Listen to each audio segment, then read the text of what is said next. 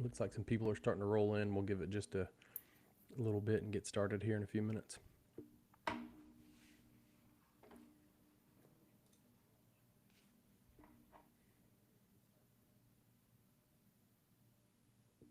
How many people were in the other night? I think when I closed it out, I think there were around 600 or 700. Yeah. So yeah, we had a decent amount show up again. So appreciate everybody that hopped in. Last I looked, I think it had around it was over 1,000 views if I'm not mistaken. So still people are still listening to it Yeah. after we Good were deal. done.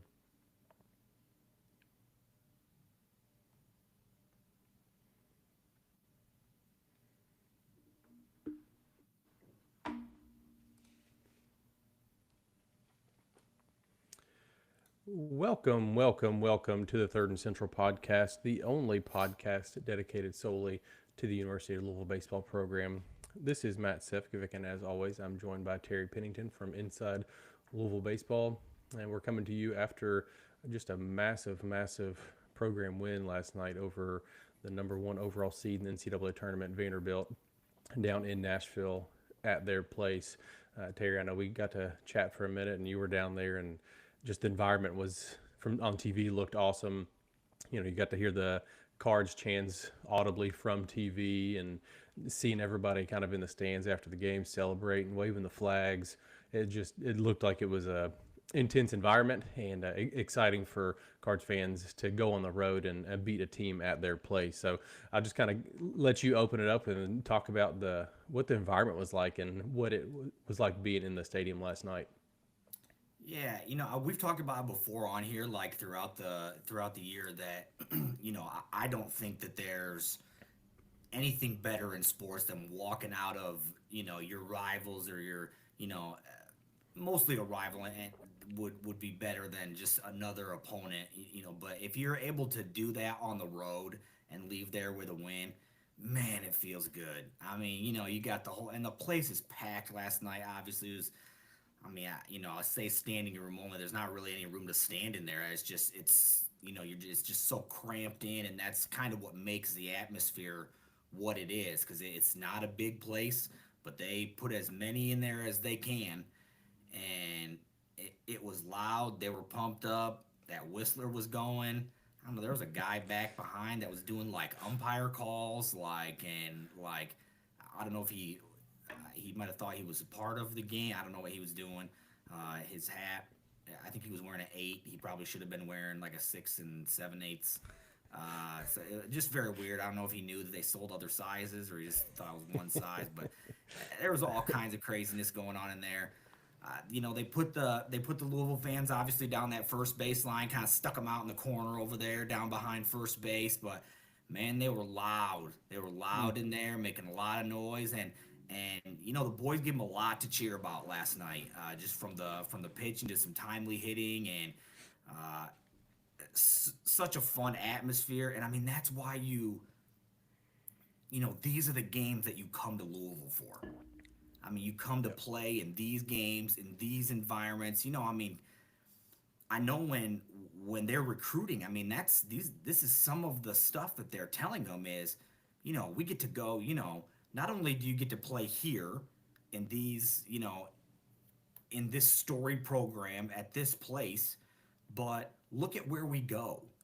We go to Florida State. We go to Clemson. We go, to Vanderbilt. You go to Miami. You get to go to all these storied places and play in these fun environments. And that's exactly what you're selling when you're selling the ACC and the schedule. And now you've added, another storied team in Stanford to the mix. Just going forward, this is exactly why these boys came here to play in these games. And man, they showed out last night. It gave, like you said, the fans were. I saw Creighton out there waving the flag. Yeah, he's out there having the time. So it was the best, man. There was obviously more Vanderbilt fans, but the Card fans were there for sure. They were loud, and hopefully we'll see them all back there tonight. Yeah, there was definitely a lot to cheer about. It's a super exciting game. I think myself and Cards fans on Twitter, and I'm sure everybody at the game. It was it was nervous. The entire game there was just a lot going on, a lot of action.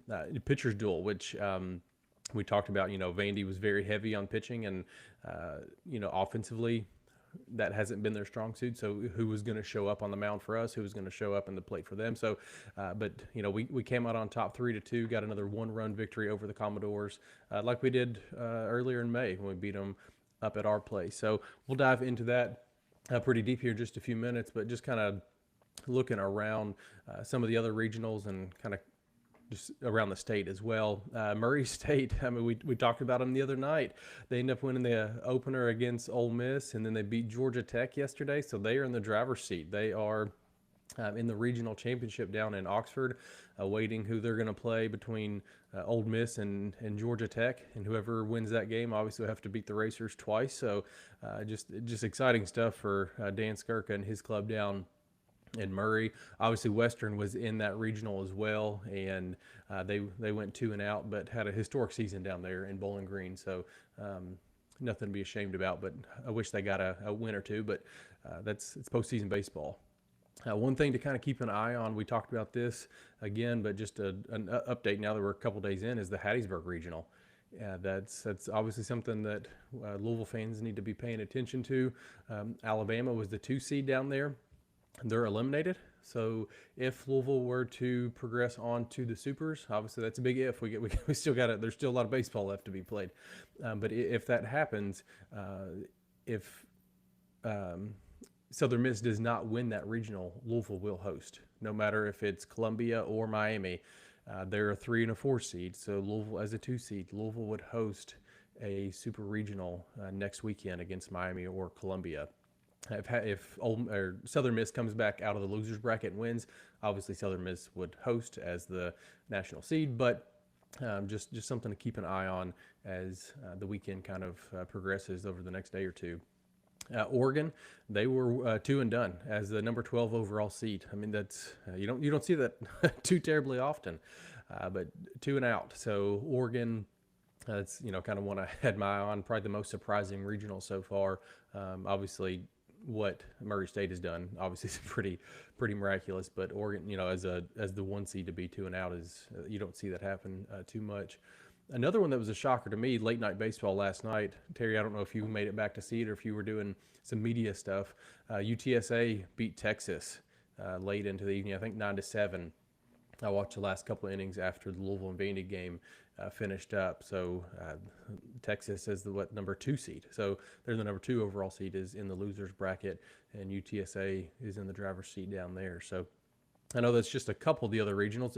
Any other ones that you've kind of had your eye on or kind of piqued your interest after, what I guess, 2 days of postseason baseball? Yeah, when I did not see the Tech. Yeah, we were in media stuff, and people were, definitely some other media members and things. We were kind of discussing about how Texas had taken that loss to UTSA, which obviously had the Roadrunners had a great year. That's not a fluke. They can really play, and I think the story to me was, I believe it was, obviously Oregon's already eliminated, but 8 of the hosts had already taken a loss. Yep. And so you've got obviously Oregon out, but you've got 7 others playing the early game today. Yep.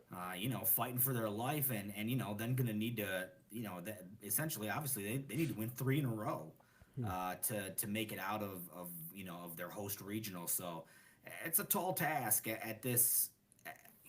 Once you get to this point of the season, once you start to see your pitching be depleted because you were trying to win a game, or whatever game you lost, first game, second game, whatever it was. I mean, don't get me wrong, it's still a very big ask for Murray State to run back and beat a Power 4 school 2 more time, or I'm sorry, 1 more time. That's a big ask because the difference in starting pitching begins to show up the deeper into the deeper into the rotation you get. That's really where the main difference is that you see in some of these teams. And so as it does go on, some of these 1 seeds that have taken losses, they still find themselves in a little bit of an advantage in individual games because they have more elite pitching, we'll say, Yep. as in their 3 spot, 4 spot, maybe an extra guy from a weekday, or they've got a spot starter, whatever, a long reliever that's probably going to be a little bit better than say Murray's 3 starter or 4 starter. And so, and I don't mean that just for Murray. I mean that for all other regionals too. Yep. So, a lot of baseball left to be played, but there are some major developments out there, and that's why baseball is awesome because, and I know it's a double elimination tournament, but when you break it down to each individual game, anything can happen. And we've talked about it on here many times how it's like, I find that it's like hockey in that way, a little bounce here, a little, I mean, a kick off of a board, or like a ball goes back behind you at home, and maybe you get a good kick right back to home plate, and you're waiting and the runner's trying to come. I mean, you never know what's going to happen. And so, a lot of excitement the last couple of days in these regionals. Kind of, I don't know, just there's some major upsets out there in terms of obviously the 1 and the 2 seeds in big trouble at this point.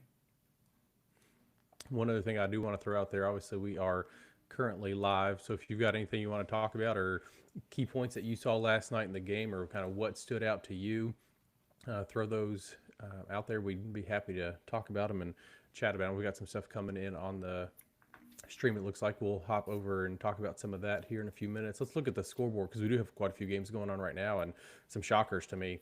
I think the morning games on Sunday are kind of fun because you get a lot of the rematches. The 2-3 teams that play on Friday, one of them goes on, one of them gets a loser's bracket, and this is kind of the game where a lot of times where they see each other again. So you've got Wake Forest, who got beat by Cincinnati on Friday.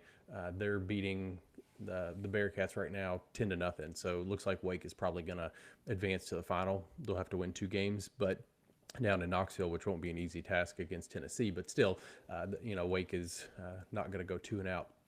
Clemson is just getting destroyed by Kentucky right now. It's 14-3. So looks like the Cats are going to advance to the finals, where they will have to beat West Virginia twice. So East Carolina and Florida, they played on Friday. That was kind of a shocker to most teams. We talked about that one the other day. East Carolina was kind of limping into the postseason as well. They are up on Florida 8-1. So East Carolina put Florida in the loser bracket the other day, and a lot of game left. It's just in the 4th inning, but trying to deliver a knockout punch down there. So those are a couple of the games that are going on currently around the country. But let's dive into the game last night, which was the most important to us, was the Louisville and Vanderbilt game, where the Cards picked up a 3-2 win. We talked for a few minutes before we got on here, and the score was 3-2, but it felt like it was like 6-0. I feel like we really dominated the game. The score wasn't as indicative of what the gameplay was between the lines. Obviously, Louisville had a couple miscues defensively we'll talk about, but nonetheless, we won the game. The pitching just continues to dominate. 2 games into the postseason, and this pitching staff, who took a lot of flack going down the stretch in the last couple weeks, month of the regular season, has delivered probably better than anybody thought they were going to. I mean, it's been pretty impressive through 2 games. But so let's talk about Tucker Biven, who got the ball last night, and super excited to see him, and just the moving from the closer role to the starter role. We've talked about that. That's not an easy task to do, and to do it in such a short time frame is very impressive. Tucker threw 4 2/3 last night. Gave up 2 runs. One of them was earned. Struck out 5.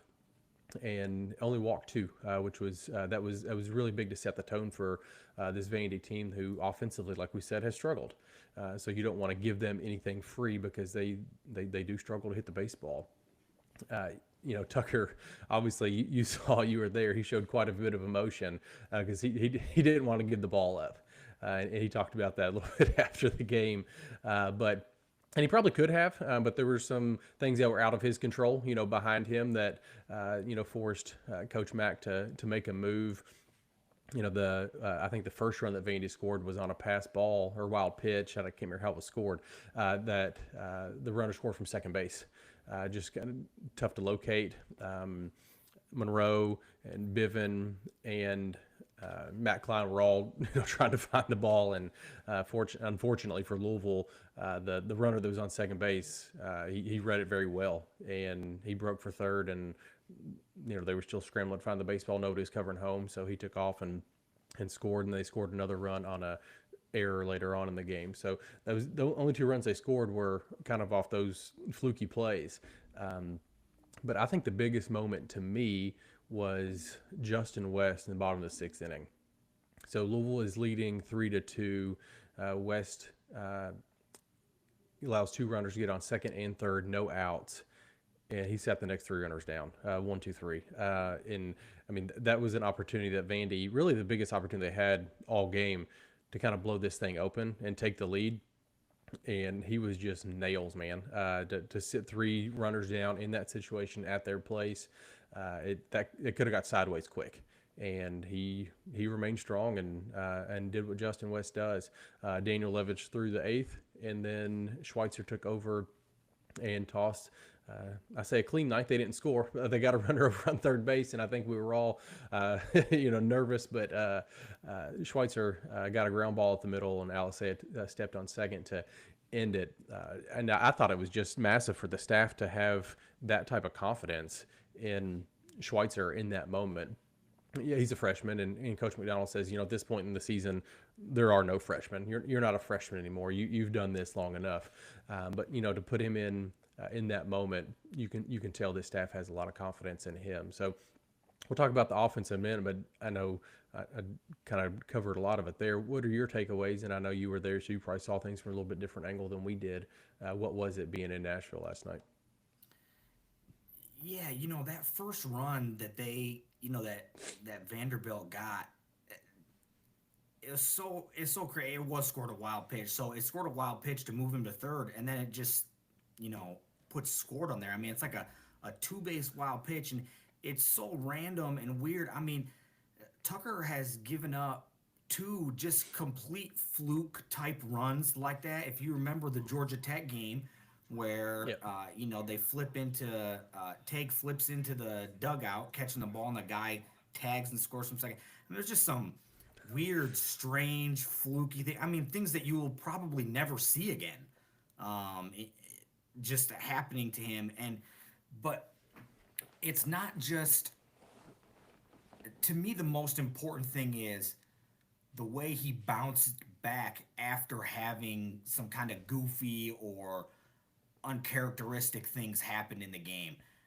It is very, very easy to even emotionally, mentally let things spin out of control on you a little bit when some things that happen that are out of your control, whether it's something like that. I mean, I think it was two pitches virtually back to back that Matt just couldn't find.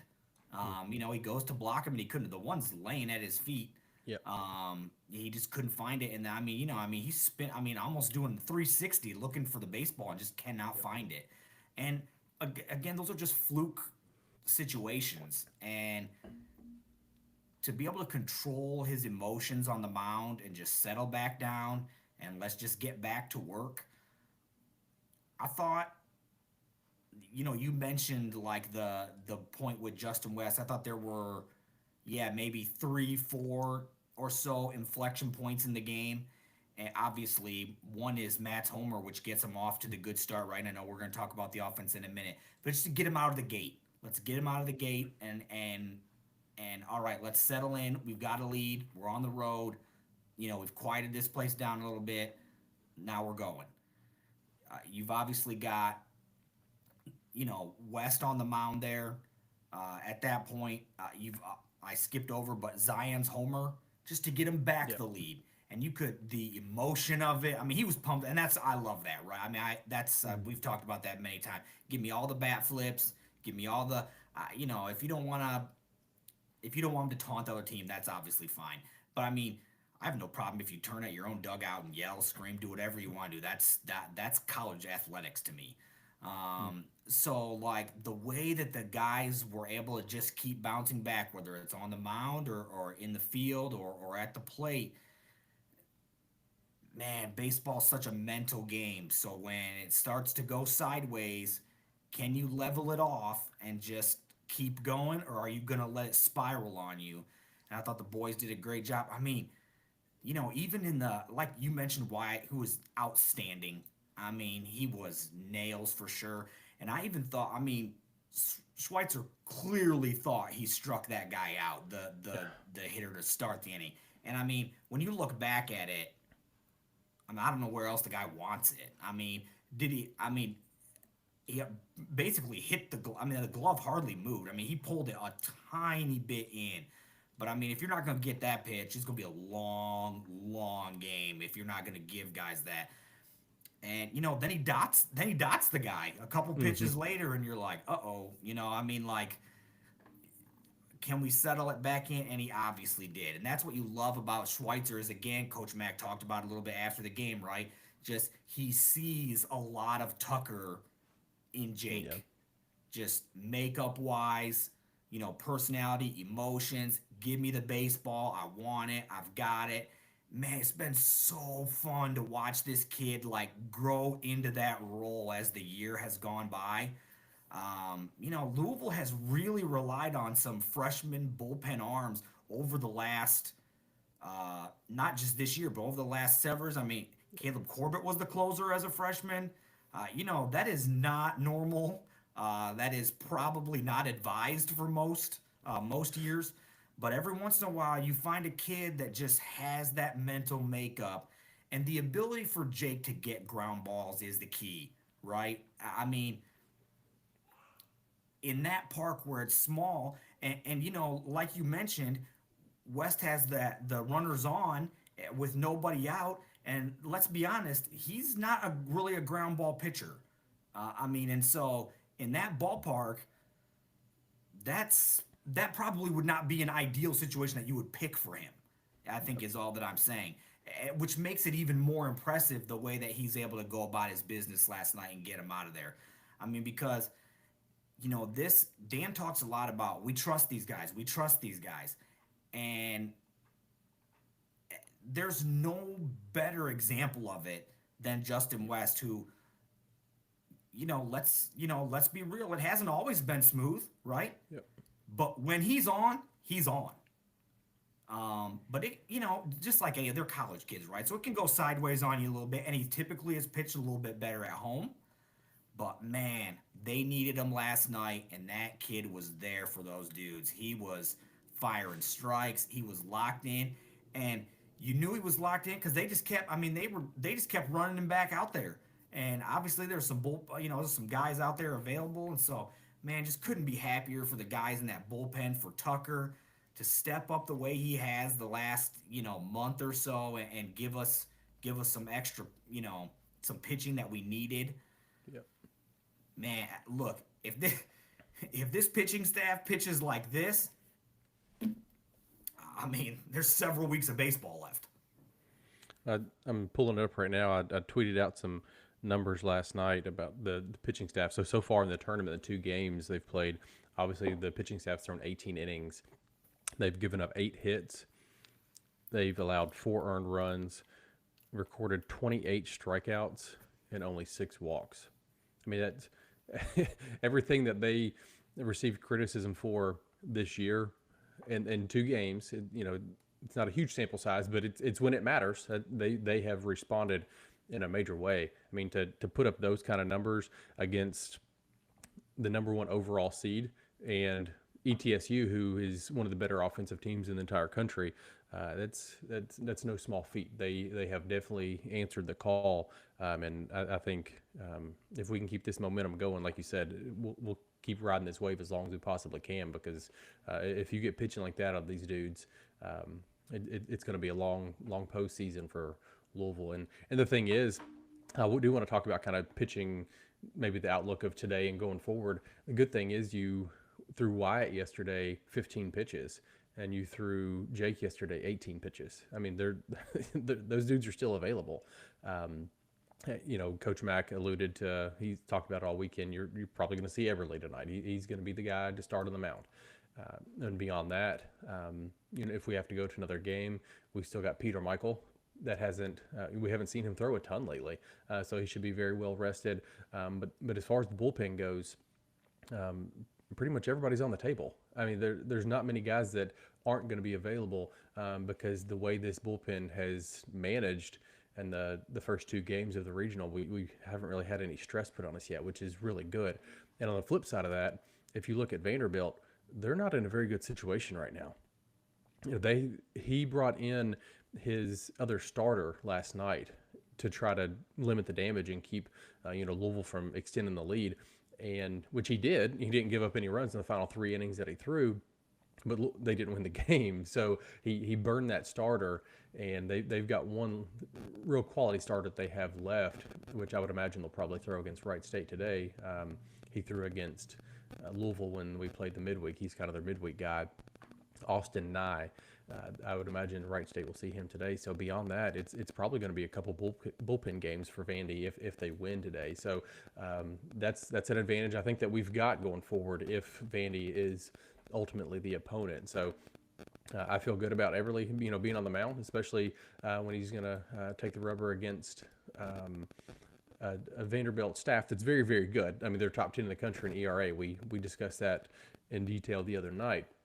But, most of their key guys, they're not going to be available. So I think that has to be an advantage for us going forward. So let's talk about the offense a little bit. And you kind of covered it. We got started again in the first inning with the home run from Klein. If there was any concern that he wasn't going to be ready to go, I think he squashed that again after hitting a home run against East Tennessee State. He hit another one the other day. So just really excited to see him be able to bounce back and produce at the level that he's been able to produce at.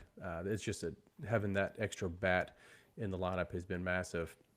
Again, like you said, Zion hit a solo blast, and you could tell that was just a big weight off his shoulders as he was running the bases. He was pretty pumped up about it. He was asked about it post-game, and you could tell before he answered, Coach Mack kind of, pat him on his back, and you could tell Coach Mack was happy for him because it was a long time coming. Not that Zion's hit the ball very well this year, but we've talked about it. He's kind of had to change his approach because of the players that are around him and allowing players to steal and execute in different ways. So just seeing Zion have that emotion and get the lead back was a huge moment for us. So, and then the final run that Louisville scored was a error with, I think Lucas Moore hit it, if I'm not mistaken. A ball they threw away, and anytime Lucas hits the baseball, there's the defense, they have to rush. They kind of get out of the rhythm a little bit, so he just puts that kind of pressure on the opposition. So what? And I know you were there. I want to talk about this a little bit too. You were there in the post-game press conference for those that didn't watch. What were kind of some of your takeaways from the offense, and then what the players and coaches had to say? I think you met with Coach Mack and Zion and Tucker the other night. So what did they have to say after the game? Yeah, I thought, we've talked about it before on here, right? And we've, used some of the different phrases, whatever you want to pick, speed kills, speed travels, all these different things. I mean, that's a tool that Lucas has and some others on this team for sure. We were able to steal a couple bases last night and just, kind of keep the pressure on. You could tell that some of the Vanderbilt pitchers were very uncomfortable with guys on base. A lot of throws over to first. Really just trying to guard against it. Just really want to make Louisville work for that stolen base if they're going to get it. There were a couple decent pickoff attempts, but most of them were, they were good moves. It's just, it's coming, and so Louisville's able to get back to the bag pretty. There's a couple that were a little bit close, but go ahead. I was shocked on that too. I thought their pitchers would be a little more comfortable just because of the fact that they've got Mancini and R.J. Austin on their team. So we were able to do that against East Tennessee State. You could see their pitchers were not comfortable with us on the base paths at all. But I didn't think Vandy would have that same reaction. just because when you've got two players on your roster that can steal the bag, like guys that we've got, I thought they would. You practice against that, you see it every day, but it really flustered them. I didn't think we would be able to get in their head the way we did, just because they've got those two guys that can steal the bases with anybody in the country. But I was shocked to see that. But yeah, you could tell when Alex was on base or when Lucas was. I mean, they really struggled mentally on the mound. And you know, the throws down to second to try to get these guys, they were, some they were good throws. I mean, some of them Mm-hmm. are just, there are some nights where Louisville's better on the bases than, and the thing is, it's so hard because it's not all on the pitcher, right? And it's not all on the catcher. It's there's a combination there, and it also works with the defense as well. And so just the way it played, it was definitely an advantage. I mean, we talked about it coming in about how you know, the way both of these teams play, very similar. A lot of stolen bases up and down the entire regional, just including, Wright State or ETSU. I think it was the most of any regional coming into the weekend, just in terms of the four teams stolen base total. So I, I thought that was a key to the game, just to kind of make them uncomfortable. And especially when it comes to that play you were talking about with Lucas just hustling down first, I will say this. Number one, it was a great play deep in the hole at shortstop. Really, really great play to kind of backhand that baseball. And, it's a really, really tough throw.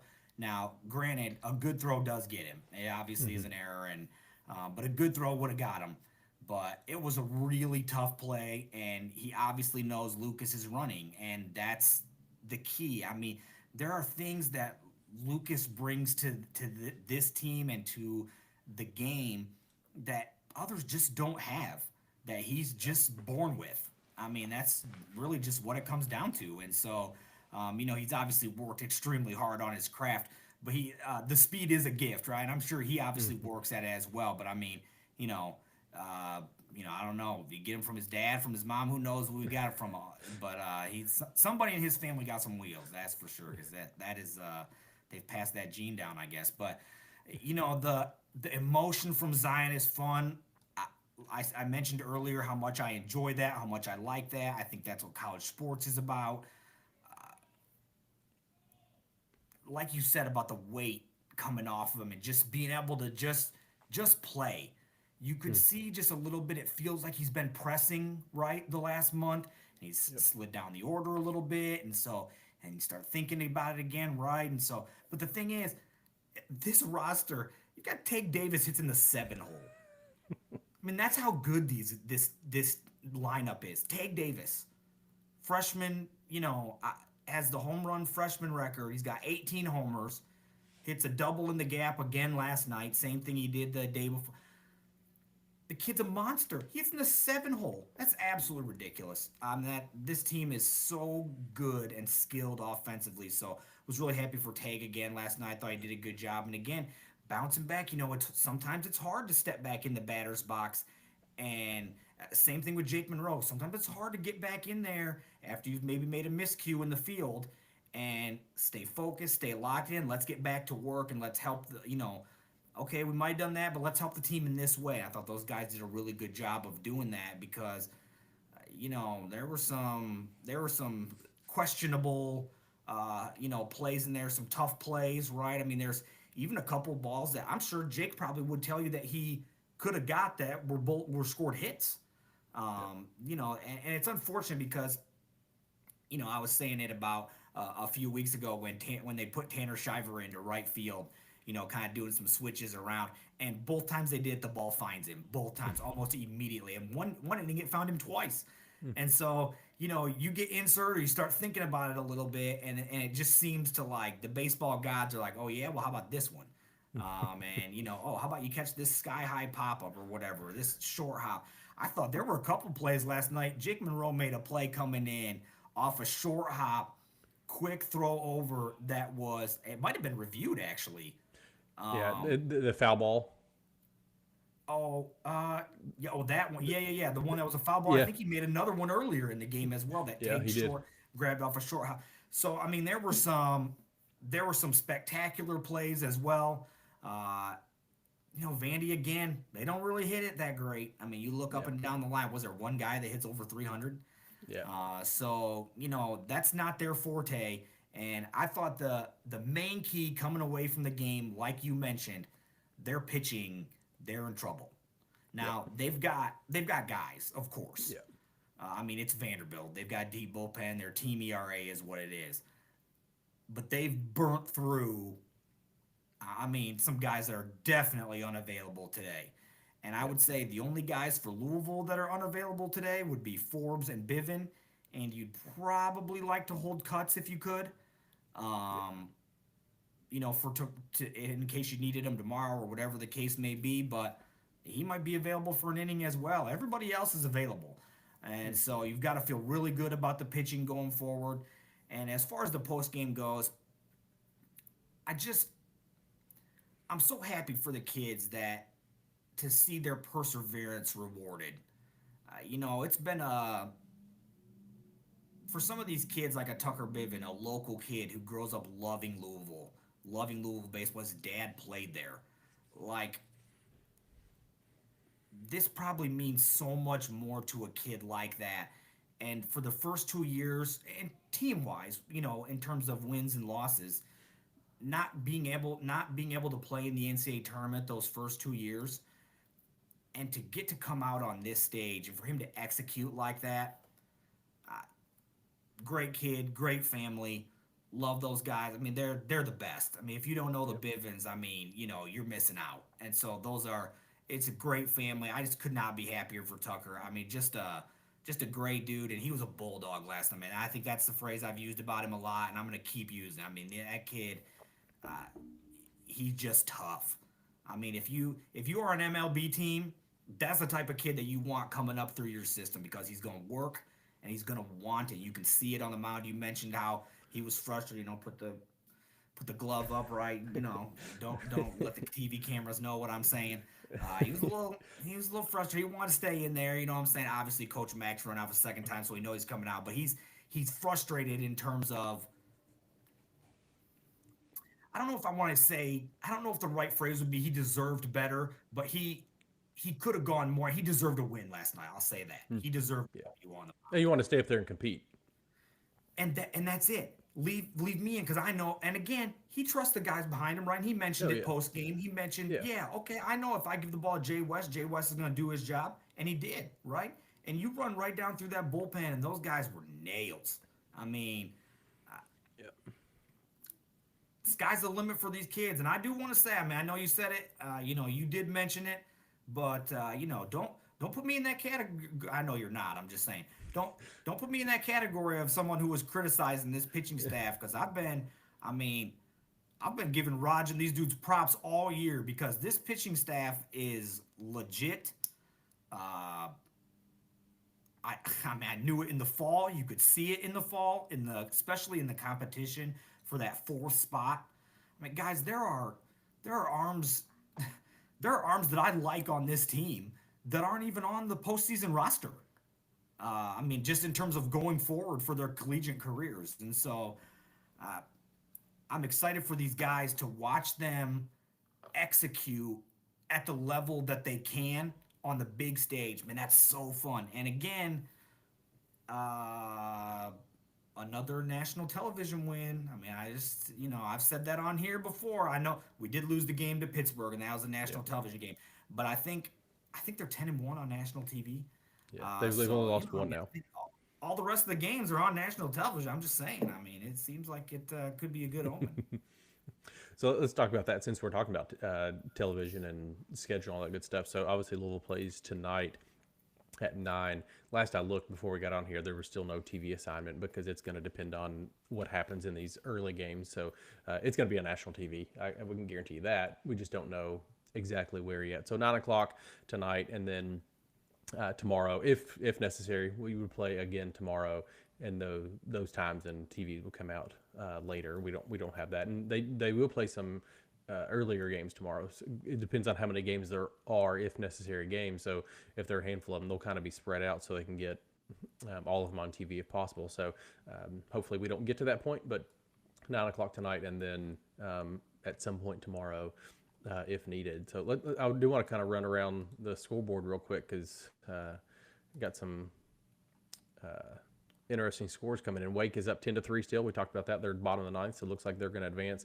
Kentucky is pouring it on Clemson still, 16-3. That is a big shocker to me. I thought they could win the game because Clemson was kind of limping into the postseason too, but I didn't think they'd score 16. So that's Florida's still down 8-1 in the early game down there. A lot of baseball action today. Like we've talked about, this is just a really exciting time, and just chomping at the bit to get to 9 o'clock tonight because I'm excited. That's why I'm still drinking coffee because last night was a late one, and it's going to be another late one tonight as we first pitch is scheduled for 9 o'clock. So we talked about post game a little bit, and you were there last night and got to witness Tim Corbin in all his glory. And he's obviously a terrific baseball coach. He's won national championships. He's got all the accolades. But one thing that Tim is not known for is his candid and lovely personality, especially after a loss. And we saw that on full display last night. And I saw the videos this morning when I woke up on Twitter. You got to take it in live. So we chatted about it a little bit beforehand. Just a couple of things that he said. He doesn't give a rat's ass about the second game tomorrow. Talking about the second game today, they kind of asked him about how he's going to handle his pitchers against Louisville, and he said he doesn't give a rat's ass about a second game. He's focused on Wright State. Then one of the reporters, which is true. That's who he's focused on, right? Like he doesn't care about playing Louisville tonight at 9 o'clock because you got to beat Wright State today at 3 o'clock. He's 100% correct. Yeah, right. There's no reason to even think about that game. And then he had a reporter ask him what was the issue with the offense. He didn't take kindly to that. He said we didn't score enough runs. Went on to talk about how this is playoff baseball. They're pitching hard. We're pitching hard. You realize that, right? And then Terry, you said I guess at one point he had asked the reporter if she played playoff baseball before because it was a female that had asked the question. And then he told her, this is a quote from Corbin, don't go looking for some ancillary bullshit or something like that. He was, talking about, don't try to find a stat. It's just, this is playoff baseball. They're good pitchers. We're good pitchers. It's just two good teams competing. But just the way he handled the situation to me was, I don't know. It's just Tim Corbin. It's classic Tim Corbin. We've seen this from him time and time again. You were there. Was it uncomfortable just being in the room? Like, what was it like being right in front of this guy as he's like snapping at reporters like that? yeah. So I hustle, as I'm sure I've said. You're not getting your deposit back for that hotel. Oh man. So as I'm sure I've said on here before, obviously I have a media pass, but I'm not a press box guy. I do not like that. I do not enjoy that. It's stuffy in there. It's just not that's not my thing. So I do not sit in the press box. So typically when it's time to go do press things, I go by myself. So I hustled when the game was over as quick as I could over to the football facility and sat myself right in the front row to make sure I could get a good video of I didn't really like the angle I had the day before, so I wanted to be a seat over. So I thought I'd get in there quickly. Got into that first row. Tim and the boys came in, and I've never met Tim Corbin. I've never sat in on one of his pressers before. He was obviously going to be frustrated the way the game played out, right? I mean, he burnt through another start. We talked about it, right? He burnt through his next starter trying to win the game, and I think he even said in the press conference, there was no doubt in my mind we were going to score another run or two and we were going to win the game. That's why I went to him. Which, of course, it's the 1-0 game. Yeah. If you don't want to play twice tomorrow, you got to win. And so you throw the kitchen sink at trying to win. It's a 1-run ball game. And so it's obviously the right move. I mean, Hmm. no one was saying otherwise. The pro- the problem was it was super uncomfortable in there. It was very like there was a lot of tension. You know, those of us who are not Vanderbilt reporters or media members are obviously unfamiliar with him being like that. When it was over, I looked to the guy next to me who actually used to write for the Courier Journal from 15 to 19, and then now writes down here in Nashville, and said, I said, is that has that happened before? Is that kind of par for the course? And he just said he said, I don't know anybody who hates losing more than Tim Corbin, and that's fine. Uh, that's not an excuse to act like that as a grown adult. That's my own opinion. Because here's the deal: as somebody who, for the last 3 years, has gone on the road and gone to, I've been to every single one of Louisville's baseball games, and I've talked to Coach Mack after every single one of them. And most of the time, it's me and him on the road. I mean, that's pretty much it. If you get at a big national game, every once in a while you'll run into a D1 baseball reporter, or like Bradley or somebody like that will be out there. Aaron Fitt will be out there. Maybe Kendall's been there a couple times at the down in Arlington. For the most part, it's just me. And let me tell you, there have been some painful losses in the last 3 years. And Coach Mack has stood there and answered my questions every single time with utmost class. And I wouldn't expect him to do it any other way because that's who he is. I mean, that doesn't mean he's not frustrated. That doesn't mean I've not seen him be frustrated or any of those things or whatever, however he wants to handle his emotions off camera. That's fine. But that that woman who was asking those questions did not deserve him to talk to her that way. Uh, my own opinion was I thought it looked a little worse, just optic wise. I thought it looked a little worse because he's talking to a woman like that. That's just me. Maybe no one else thought of it that way. That's just the way I thought about it. Just optic wise, I didn't think it looked great. And it's I know. Here's the thing: the offense question is probably not a great question. If we're being Yeah. honest, it's not a great. It wasn't worded great, and like it's just kind of open ended, and so it's just like, what is he gonna say? And so I thought that the we didn't score enough runs. I thought that was. I mean, that made me smile because that was kind of funny.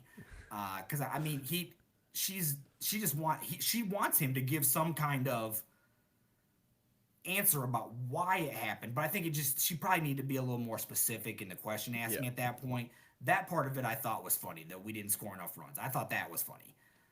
But the coming back at her, have you played? Have you, like that stuff's not necessary. Yeah. And I know you're frustrated in the moment and right when you lose, they throw you in front of the cameras and whatever. Come on though. I mean that again, that's just me. Maybe no one else felt that way in there.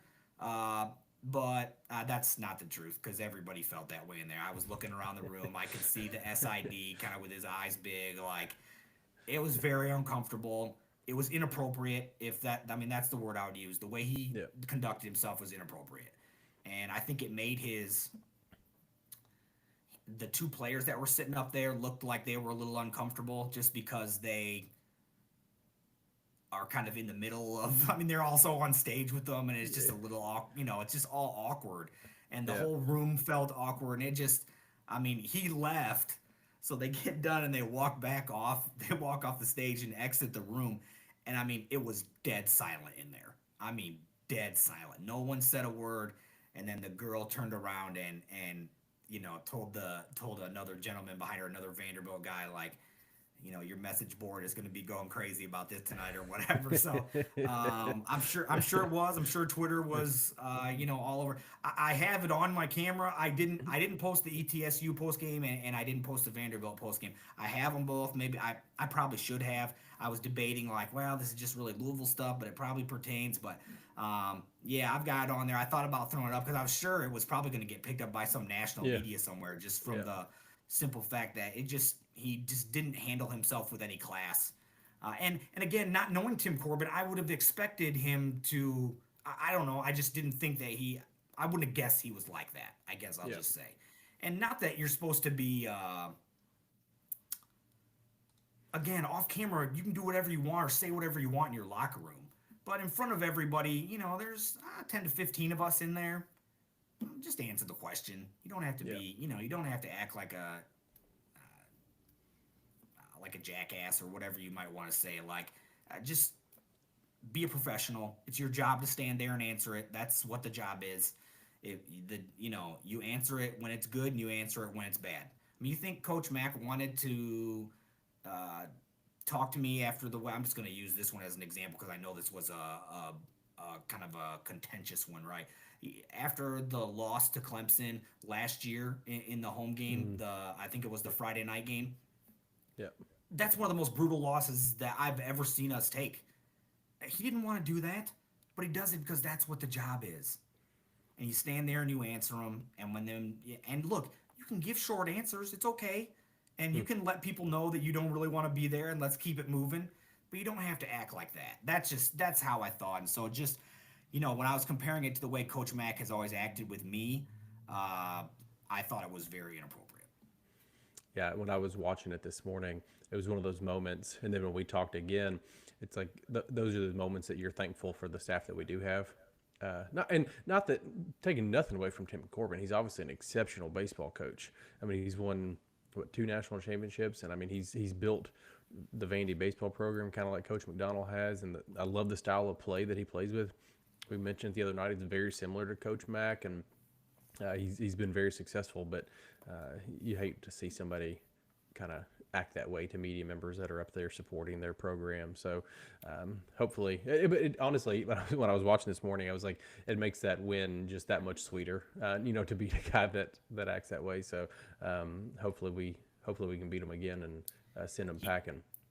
He owes her an apology. I genuinely think that. I mean it was that inappropriate. I thought. I mean I think he'll probably wake up this morning or be thinking about it last night and think, man, I probably, especially once he sees or hears of or whatever or the SID that talks to him afterwards or however it goes, he owes that lady an apology for sure. I just and like I said, I mean the fact that I've been able to be at every game and talk to Dan after every game, and we've obviously built up a little bit of a rapport, and like he understands like where I'm coming from, and I'm never trying to catch him in some answer or question or anything like that, and so he obviously is going to be respectful to me in that way. But I that didn't seem like that was that girl's first rodeo being in there, so I don't know. It was a little strange. Well, and what was odd to me, he called her by first name, so it seemed like he at least knew who she was or had a relationship with her. So, yeah, I just looked up the video that I saw. It was up over a couple 100,000 views already. So, yeah, it's getting thrown around on social media. So, I should have posted it, man. I could have got all those. you Could could have have got been all that those guy. views. So 9 o'clock tonight, Louisville will take on the winner of Wright State and Vandy for a chance to proceed on to Super Regional, which, like we said, will either be here or Hattiesburg. Those are the only two options. It's either going to be in Louisville against Columbia, or Miami, or at Hattiesburg if we get to the Super. So got to take care of business. Not to say that that's there. There's a lot of baseball in front of us. We're gonna have to beat a really good baseball team. No matter who it is. Wright State is good. That we saw that they took Vandy to the wire the other night on Friday. So I don't think this is a pushover, especially with the way Vandy's staff is. I could see this one kind of getting sideways and being a what we talk about on here, a slow pitch softball game score type game. So I'll be locked in. Like it's just after 3 o'clock, so that game probably is just getting started. But Other than that, we'll be back. We're gonna have to kind of wait and see how this weekend goes. When you start stacking games together quickly, it's hard. But we'll be back this weekend at some point in time. I do want to mention our guy Brandon, who we're big fans of on the show. He did send a message in and said that his internet went down for the last out of the game, and he was not able to watch. So I hate to tell you, Brandon, but you don't get to watch tonight. You're out. If you missed the final out last night, we can't have you back tonight. So just follow along on Twitter. We'll let you know how it goes. But we can't have you watching the game tonight because wherever you sat last night, that's where we need everybody sitting. Same thing you did last night, so we can wheel these guys into super regional. So Terry, before we hop off here, you're probably going to head to the ballpark before too long, I would imagine. Are you going to watch the first game down there?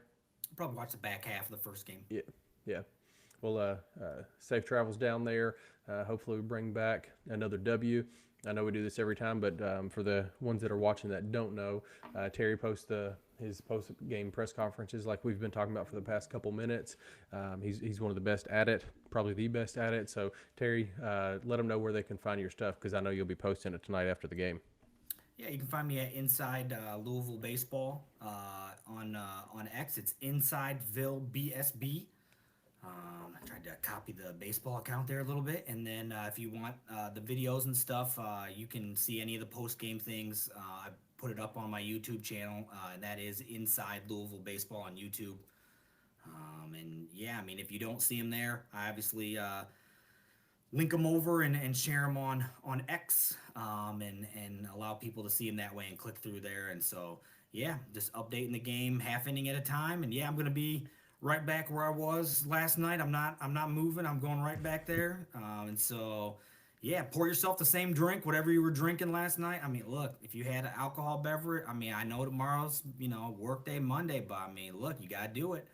You gotta take, if you gotta have a little Tylenol in the morning, whatever you gotta do, you gotta go for it. So, just appreciate everybody though following along and that watches the videos and things like that. Like I do appreciate it, and let's get this one more W. Maybe we could maybe play a little home baseball next weekend. We'll see.